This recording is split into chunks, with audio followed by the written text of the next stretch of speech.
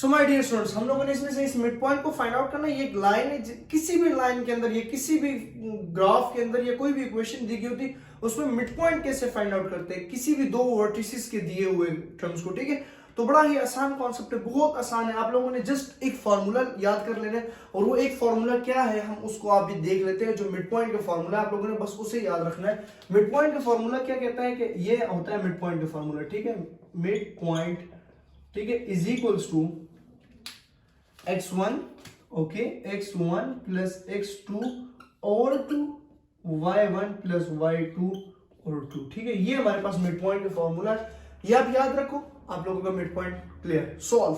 अब mid point को find out कर लोगे। ठीक है, अब ये मिड पॉइंट लाजमी नहीं कि किसी स्ट्रेट लाइन में भी हो, ये किसी हाइपोटेन्यूस में हो सकता है, परपेंडिकुलर में हो सकता है, ठीक है, किसी भी ग्राफ के अंदर हो सकता है, डायगोनल में, पैरेललोग्राम में, स्क्वायर में, किसी भी सिलेंड्रिकल शेप में आपको मिड पॉइंट फाइंड आउट करने को बोले और आपको दो वर्टिसेस दिए, तो बस यही फॉर्मूला इसका हिस्सा है। ठीक है, अब कैसे मिड पॉइंट फाइंड आउट होगा, देखिए जैसे ए और बी दिया गया, तो ए एक वर्टिस है, ए कहते हैं -4 और 3, और बी कहता है हमारे पास 1 और 5। ठीक है, सो हम क्या करेंगे कि अब ए जो ये ए जो प्लॉट हुआ है ना, ये किसी ग्राफ के अंदर पॉइंट प्लॉट हुआ है, मतलब ये पॉइंट जो है ये है जी -4, फॉर एग्जांपल यह -4 और ये y है, तो ये मतलब हम कहते हैं ना ये पॉइंट है, मतलब 1 2 3 4, ये 4 और ये 1 2 3, ठीक है, 3 और 4 के सामने ये पॉइंट प्लॉट हुआ है, तो ये नेगेटिव एक्सिस होते हैं और वो पॉजिटिव होता है। ठीक है, फिर 1 और 5, मतलब 1 ये 1 2 3 4 5 ये पॉइंट है, और यहाँ से नहीं, यहाँ से तो 1 है, ये 1 2 3 4, तो यहाँ से आएंगे ये पॉइंट प्लॉट हुआ, तो ये हमारे पास एक लाइन है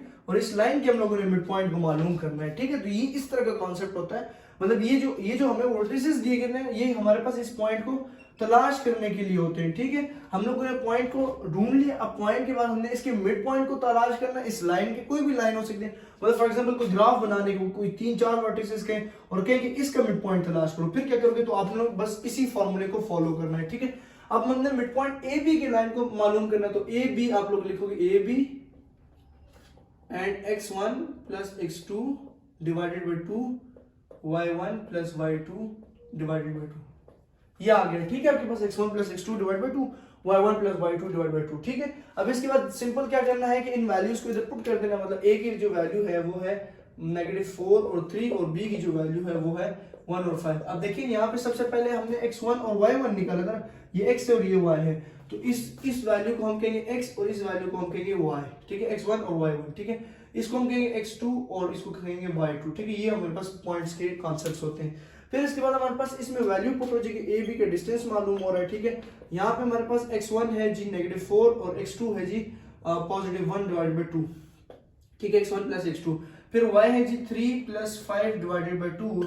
सो हम ए बी की वैल्यू को फाइंड आउट करने के लिए अब हम क्या करेंगे, -3/2 और यहाँ पे आ जाएगा 8/2। ठीक है, 8/2। अब कटिंग जो हो सकती है वो कटिंग कर लेंगे, यहाँ से नहीं हो रहा तो -3/2 मतलब पॉइंट में, और ये 2 1 2 2 4 सर, तो ये 4, तो ये इसके पॉइंट तलाश हो गए। तो इसके पॉइंट हमारे पास आए हैं, वो क्या है, -3/2 और 4, तो ये इसके हमारे पास मिड पॉइंट निकला है। ठीक है, तो जब भी मिड पॉइंट को फाइंड आउट करना हो, ये फॉर्मूला जहन में, सवाल सॉल्व।